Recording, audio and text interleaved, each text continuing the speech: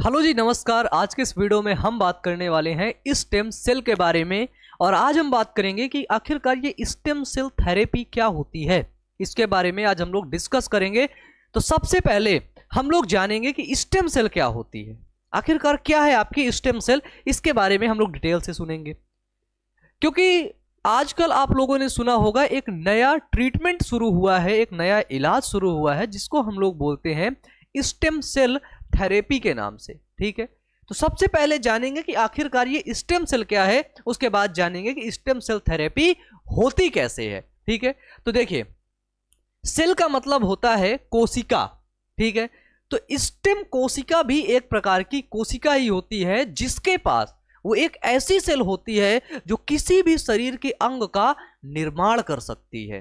ठीक है, वो होती है स्टेम सेल। ठीक है, यानी कि स्टेम सेल के पास इतनी पावर होती है कि वो किसी भी सेल का निर्माण कर सके, शरीर के किसी भी भाग का निर्माण कर सके, वो होती है स्टेम सेल। देखते हैं ये जो कोशिका है, ठीक है, स्टेम सेल भी कई प्रकार की होती है, लेकिन हम बेसिक चीज हम ये समझेंगे कि स्टेम सेल का काम क्या होता है। तो देखो, जो स्टेम सेल है, मान लेते हैं कि ये हमारी एक स्टेम सेल है। ठीक है, स्टेम सेल, इस स्टेम सेल के पास इतनी पावर है, इस स्टेम सेल के पास इतनी पोटेंशियल है कि ये बॉडी के किसी भी पार्ट को बना सकती है। क्योंकि आपको पता है कि जब मनुष्य का जन्म होता है, यानी कि जब जीव बनता है, तो वो एक ओवम, एक सेल स्टेज होती है, और एक शुक्राणु। ठीक है, इन्हीं दो के मिलने से बनती है जाइगोट। ठीक है, इन्हीं दोनों के मिलने से बनता है क्या, वो बनता है जाइगोट। ठीक है, सोचिए, इस जाइगोट में सिर्फ 2 सेल हैं और उन 2 सेल के पास इतनी पावर है कि वो एक बहुत बड़े से इंसान को धीरे धीरे करके बना देता है। ठीक है, तो सेल क्या होती है, लगातार डिवाइड होती रहती है, सेल के अंदर, कोशिका के अंदर विभाजन की क्षमता पाई जाती है। ठीक है, लेकिन हमारे शरीर के अंदर कुछ ऐसी कोशिकाएं होती हैं जिनको बोलते हैं स्टेम सेल।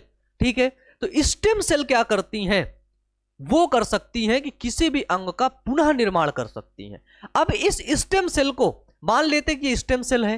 ठीक है, ये स्टेम सेल काम कैसे करती है, जैसे कोई आदमी को दिल की बीमारी है, ठीक है, हार्ट की कोई बीमारी है, तो हार्ट की बीमारी के अंदर हार्ट की जो कोशिकाएं हैं वो सही से काम नहीं कर पा रही हैं, तो उन कोशिकाओं को सही से काम कराने के लिए जो वहां पर स्टेम सेल है वो काम नहीं कर रही है। स्टेम सेल क्यों नहीं काम कर रही, क्योंकि स्टेम सेल को भी तो खाना चाहिए। स्टेम सेल को खाना कौन दे रहा है, वो देते हैं ग्रोथ फैक्टर। ठीक है, ग्रोथ फैक्टर की कमी हुई, स्टेम सेल काम करना बंद कर दिया, आपका हार्ट, दिल कमजोर हो गया, दिल की आप दवा खाने लगे। अब स्टेम सेल थेरेपी के अंदर क्या किया जाता है कि उसी हार्ट के आसपास से, ब्लड से आपकी ऐसी सेल निकाली जाती है जो सेल क्या करेगी, आपके हार्ट का जिस एरिया के अंदर दिक्कत है, ठीक है, जिस एरिया के अंदर डिजीज है, उस एरिया को वो क्लियर कर देगी, सही कर देगी। तो उस सेल को निकालेंगे, लैब में ग्रो कराएंगे, फिर उस सेल को हार्ट में भेज देंगे, वो हार्ट में काम करना शुरू कर देगी। जैसे जैसे हमारी एज बढ़ती है, उम्र बढ़ती है, उस उम्र के बढ़ने के दौरान स्टेम सेल कमजोर पड़ जाती हैं। क्यों पड़ती हैं, क्योंकि उनका जो ग्रोथ हार्मोन्स होता है, ग्रोथ फैक्टर जो होता है, उसकी कमी हो जाती है। और जब ग्रोथ फैक्टर की कमी होती है तो स्टेम सेल भी सही तरीके से काम नहीं करती है। बाकी स्टेम सेल के अंदर इतनी पोटेंशियल होती है कि वो किसी भी अंग को दोबारा से बना सके। ठीक है, देखिए, स्टेम सेल के अगर बारे में हम देखें तो अगर आप थोड़ा सा भी बायोलॉजी से वास्ता अगर आपका होगा तो आप जान पाएंगे कि जाइगोट आगे चल के मोरुला बनाता है, मोरुला के बाद ब्लास्टोसील बनता है। ठीक है, क्या बनता है, ब्लास्टोसील कैविटी बनती है, उसके बाद का जो आगे का स्टेज होता है वो होता है ब्लास्टोसिस्ट बनता है। ये देखिए, ब्लास्टोसिस्ट। ठीक है, यानी कि फैलोपियन ट्यूब, मादा के गर्भाशय की बात चल रही है, मादा के गर्भाशय में निषेचन हुआ, शुक्राणु और अंडाणु आपस में मिला, और मिलने के बाद वो जो है जाइगोट बना, जाइगोट के बाद 2 एम्ब्रियोनिक स्टेज मोरुला बना, मोरुला के बाद ब्लास्टोसिस्ट कैविटी बनी, और ब्लास्टोसिस्ट कैविटी के अंदर प्यारे बच्चे सेल होती हैं। ठीक है, ब्लास्टोसिस्ट कैविटी के अंदर यहां पर जर्म लेयर बन रही है, और जर्म लेयर के बाद जो खाली जगह होती है, हॉलो स्पेस होता है, उसको बोलते हैं इनर सेल मास। ठीक है, तो ब्लास्टोसिस्ट के पास होता है इनर सेल मास, और इनर सेल मास को क्या करते हैं CSCS कल्चर में अगर ग्रो करते हैं, उस इनर सेल मास की सेल को निकालकर हम ग्रो कराएं तो हमें पता चलता है कि इनर सेल मास के अंदर जितनी सेल हैं वो सेल्स मसल्स सेल को भी बना सकती हैं, ब्लड सेल को भी बना सकती हैं, यही सेल न्यूरॉन्स को भी बना सकती हैं, ठीक है, इंटेस्टाइनल सेल को भी बना सकती, आंत की कोशिका को भी बना सकती हैं, पैनक्रियाटिक आइसोलेट सेल को भी बना सकती हैं, ठीक है, लीवर सेल को भी बना सकती हैं। यही इनर सेल मास, ठीक है, जो ब्लास्टोसिस्ट के अंदर पाया गया इनर सेल मास, ये सभी कोशिकाओं को बना सकता है। इतनी पावर इसके पास पाई जाती है, और इसी को बोलते स्टेम सेल, ठीक है। लेकिन ये ट्रीटमेंट अवेलेबल नहीं है, क्यों? अगर कोई ये ट्रीटमेंट करेगा तो जाहिर सी बात है ये जो एम्ब्रियो है, क्या है, ये जो एम्ब्रियो बना है जाइगोट, 2 सेल स्टेज, जाइगोट बना 2 cell stage, 4 cell stage, 4 cell stage, 6 cell stage, 8 cell stage, 6 से 12 सेल स्टेज, 12 कोशिकीय अवस्था, ठीक है, 2 कोशिकीय, 4 से 8 से 16 कोशिकीय अवस्था, इन सभी कोशिकीय अवस्था बन रही है, यानी कि एम्ब्रियो बन रहा है। अगर यहां से सेल निकालोगे, यहां से कोशिका निकालोगे तो एम्ब्रियो के साथ क्या हुआ है, शिशु के साथ उसकी जान का खतरा है भाई, वो मर जाएगा। यहां से कोई कोशिका निकालोगे तो वो मर जाएगा, है ना। तो ये थेरेपी यहां पर एम्ब्रियो के साथ संभव नहीं होती है कि एम्ब्रियो से निकाला जाए। लेकिन ये जो इनर सेल मास है, ये कोशिका हमारे शरीर में भी अभी पाई जाती है ना। मान लेते हार्ट की बात करते, मान लेते लीवर की बात करें, लीवर हमारा कमजोर हो गया, लीवर काम नहीं कर रहा, फैटी लीवर हो गया, तो यहां से सेल निकाल लिया गया। ये देखो, ये स्टेम सेल क्या होती है, ध्यान से देखो, ये स्टेम सेल है। मान लेते हैं ये लीवर के पास की स्टेम सेल हमने निकाला, ठीक है। ये स्टेम सेल कहां रहती है, ये स्टेम सेल रहती है ब्लास्टोसिस्ट में। कहां रहती है? ब्लास्टोसिस्ट में। तो लीवर की सेल देखो क्या बना रही है, न्यूरॉन बना रही है, एपिथेलियल सेल, ठीक है, और इंट्रोसाइसिस्ट बना रही, कार्डियक मसल बना रही, फैट सेल बना रही, रेड ब्लड सेल बना रही है। लीवर हमारा कमजोर है, लीवर की सेल को निकाला, वहां पर जो स्टेम सेल पाई गई उसको निकाला, उसको लैब में निकाल करके ग्रो कराया, ठीक है, उसको कल्चर कराया, उसको ग्रोथ फैक्टर दिया, ग्रोथ फैक्टर के बाद वो स्टेम सेल काम करने लगी, फिर जब वो काम करने लगी तो उसको भेज दिया गया, फिर वो काम करने लगी। तो इस स्टेम सेल थेरेपी के अंदर क्या होता है, ये बहुत महंगी होती है, ये बहुत होती कॉस्टली, ठीक है, ये बहुत कॉस्टली होती है। तो धीरे धीरे आपका लीवर क्या होने लगता है, धीरे धीरे वो सही होने लगता है। तो ये है कोशिका, ये है कोशिका की पावर, सेल की पावर, ठीक है। आगे देखिए, ये मान लेते देखो हम लोग सेल देख रहे हैं, ये एम्ब्रियोनिक स्टेम सेल है। क्या है? Embryonic stem cell.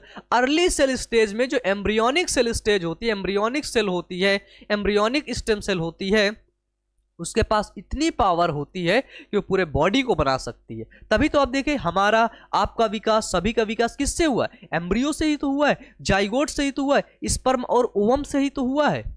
एक ओवम था, one single cell stage, sperm single cell stage, दोनों आपस में मिले जाइगोट बन गए। फिर वो जाइगोट आगे जाकर के 2 सेल से 4 सेल स्टेज बनी, 4 से 8 बनी, 8 से 16, 16 से 32 से 64 एम्ब्रियो बनता गया। तो इन कोशिकाओं के पास ऐसी पावर है कि क्या कर सकती हैं, पूरे शरीर के सब अंगों का निर्माण कर सकते हैं, ठीक है। ये देखो स्टेम सेल थेरेपी में किया क्या जाता है।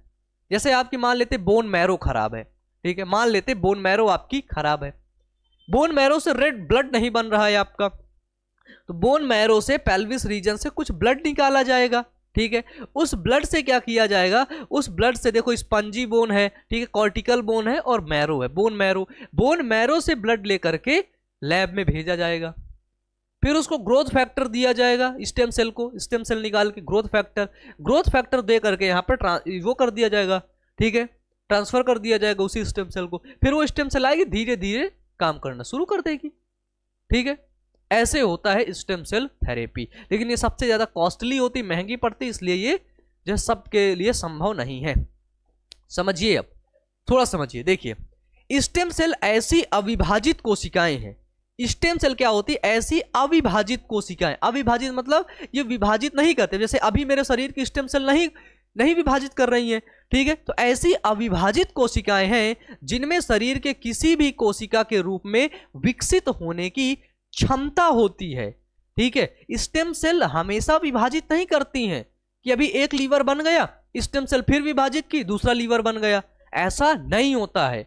ठीक है। कैंसर, ल्यूकीमिया, थैलासीमिया और एल्जाइमर जैसे विकट और जानलेवा रोगों को हल खोजने में स्टेम सेल थेरेपी की सहायता ली जाती है।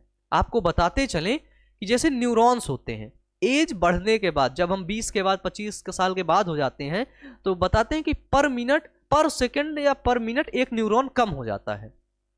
न्यूरॉन्स कम होने लगते हैं, इससे आपकी याददाश्त प्रभावित होती है, आपको कोई चीजें याद नहीं रहती हैं।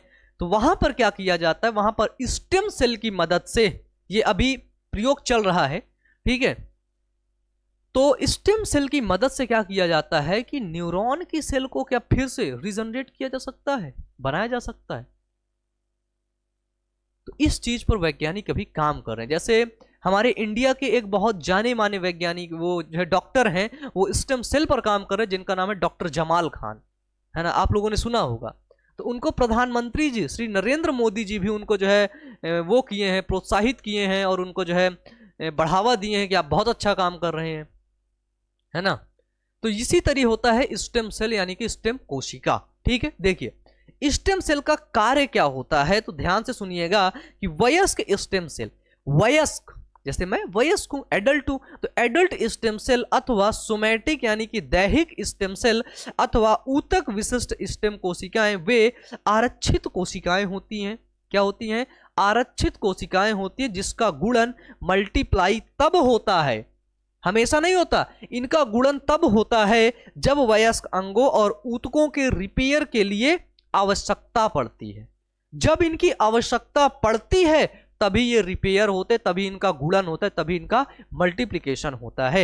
ये कोशिकाएं हमारे शरीर के लगभग सभी अंगों में मौजूद होते हैं, ठीक है। तो स्टेम सेल थेरेपी के अंदर यही सारी चीजें होती हैं। तो स्टेम सेल थेरेपी, तो आज के इस वीडियो में हमने देखा स्टेम सेल क्या होती है, उसकी पावर, उसकी क्षमता क्या होती है और स्टेम सेल किस प्रकार से काम करती है, इन सभी चीजों के बारे में आज के इस वीडियो में हमने समझा। तो फाइनली आज का वीडियो यहीं तक। Wish you all the best, thank you.